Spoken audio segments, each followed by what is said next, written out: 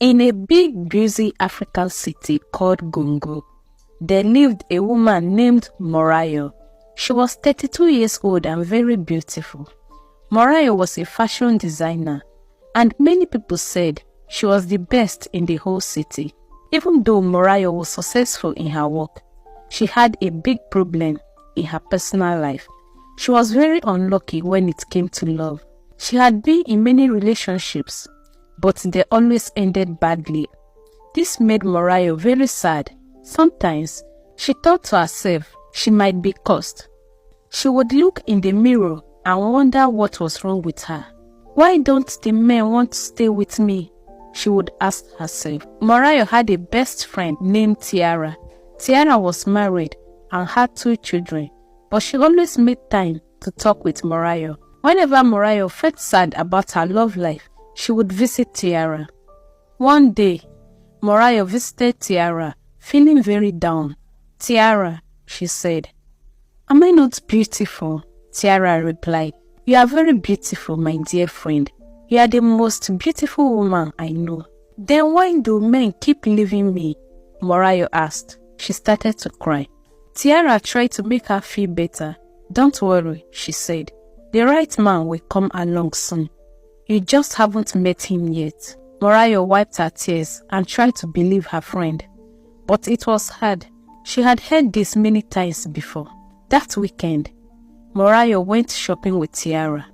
They went to a big mall in the center of Gongo. Tiara needed to buy some things for her house, and Morayo wanted to look for new fabric for her designs. As they were walking through the mall, a handsome man approached them. He was tall with a kind smile and bright eyes. He looked at Morayo and said, "Hi, my name is Idowu. I couldn't help but notice you. Would you like to talk for a bit?" Tiara saw what was happening and quickly made an excuse to leave. She winked at Morayo and walked away, leaving her friend with a handsome stranger. Morayo and Idowu started talking. They talked as if they had known each other for many years. Morayo learned that Idowu was 35 years old and worked in real estate. He owned his own company and was doing very well. After talking for a while, Idowu asked for Morayo's phone number. He promised to call her that night. Morayo felt excited. She hadn't felt this way about a man in a long time. When Tiara came back, she saw Morayo smiling and looking very happy. "You like him, don't you?" Tiara asked. "Like him? Tiara, I think I love him. That man is going to be my husband. I can feel it." Tiara laughed. "Calm down, my friend. You just met him. Give it some time." But Morayo could not calm down. She felt sure that Idowu was different from all the other men she had dated. That night, just as Morayo was getting ready for bed, her phone rang. It was Idowu, just as he had promised. They talked for over an hour, laughing and sharing stories about their lives. Before they hung up, Idowu asked Morayo on a date for the next weekend. Morayo said yes right away. She could hardly wait.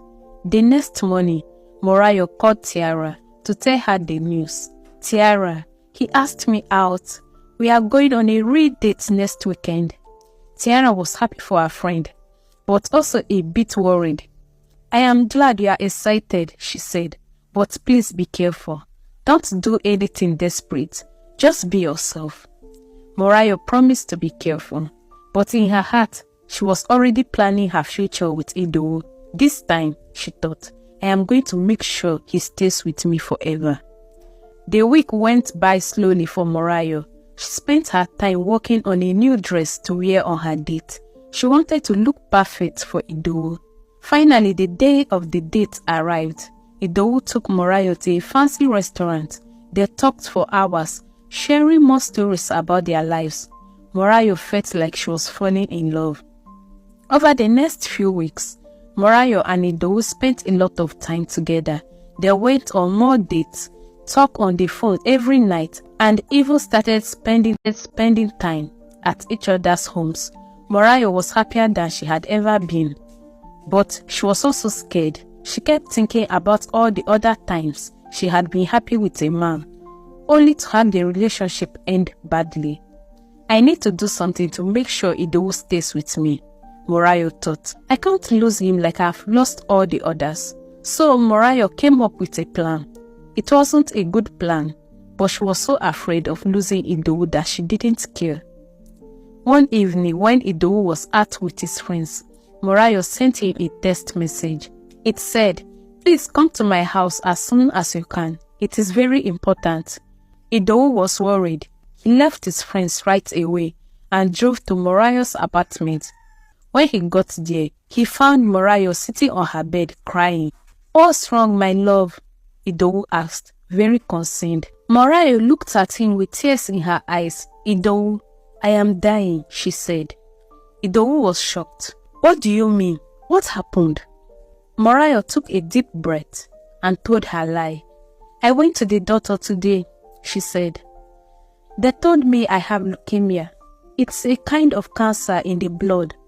The doctor said I have only 3 months to live." Idowu could not believe what he was hearing and said, "Don't worry, my love. We will fight this together.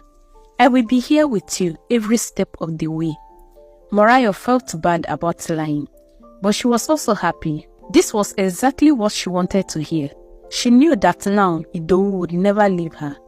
That night, Morayo slept in Idowu's arms. She felt safe and loved, but her happiness did not last long. The next morning, Morayo and Idowu woke up to someone knocking on the door. When Morayo opened it, she was surprised to see Tiara standing there crying. "Morayo, how are you feeling?" Tiara asked. "I came as soon as I could." Morayo was confused.